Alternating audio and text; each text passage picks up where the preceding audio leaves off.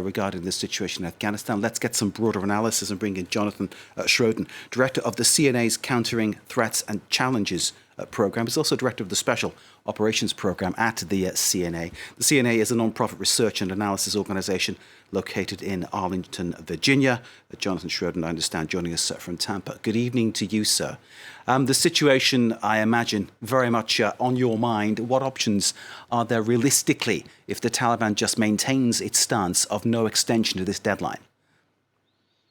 Well, the U.S. can, and the rest of the international community could accept that is one option. They could go along with the deadline. They could get as many people out between now and then as they can, in the hopes of, removing the vast majority of their citizens, as well as the allies of Afghan descent who worked with them. That's certainly one option. The second is they could try to renegotiate that deadline with the Taliban. I assume, though I don't know, but I assume that's one of the reasons that the CIA director was in Kabul just yesterday to meet with Mullah Baradar and to presumably talk about that deadline and what the U.S. hopes to accomplish by then and whether or not it can get it all done.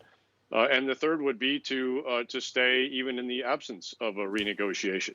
And certainly the U.S. and other military elements who are in Kabul have the ability to defend themselves, have established a perimeter that they could presumably secure. And so they could attempt to stay by force, even without a negotiated settlement. Of course, they would then open themselves up to likely attack by the Taliban, and this could get ugly very quickly there. Indeed, the Taliban on that very issue has already warned of dire consequences if troops remain beyond what they see as the deadline. Is the West now backed into a corner in a situation of its own making, really? Well, to some extent, yes, although there were a lot of extenuating circumstances that came along with this. I mean, certainly the way in which the withdrawal from Afghanistan was conducted left a lot to be desired. If the U.S. had the ability to do it again, I suspect it would have made a number of different choices and planned accordingly. Nonetheless, this is the situation that the U.S. finds itself in. And is having to make the most of it, as along with the rest of its international partners that are trying to do the same in terms of getting their citizens out of Kabul right now.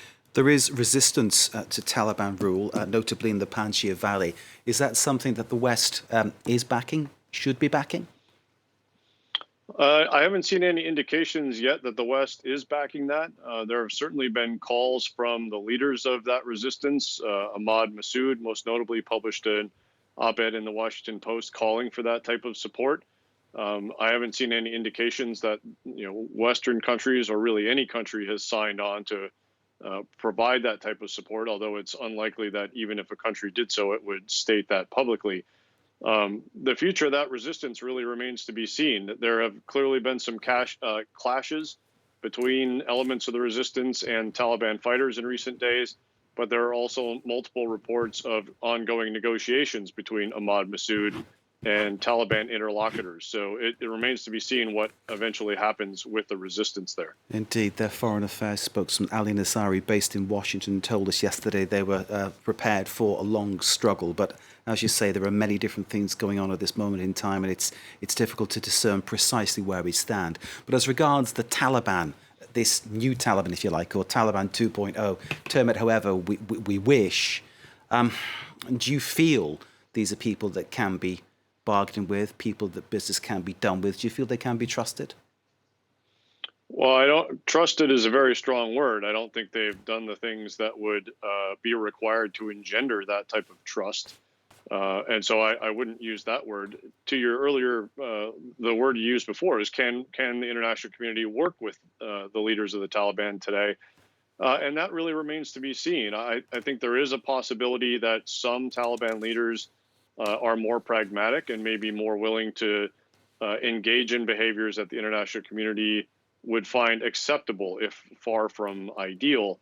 But there are also clearly harder line elements in the Taliban that the U.S. and others would find unpalatable as potential partners on the international stage.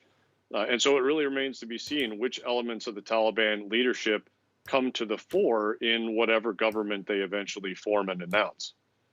Indeed, and waiting for that to happen. Meanwhile, all those citizens have their route to the airport blocked. Jonathan Schroden, thank you for joining us and for giving us your analysis of the situation. Jonathan Schroden, Director of the CNA's Countering Threats and Challenges Programme, also Director of the Special Operations Programme at the CNA. Thank you, sir, very much indeed. Thank you. You are most welcome.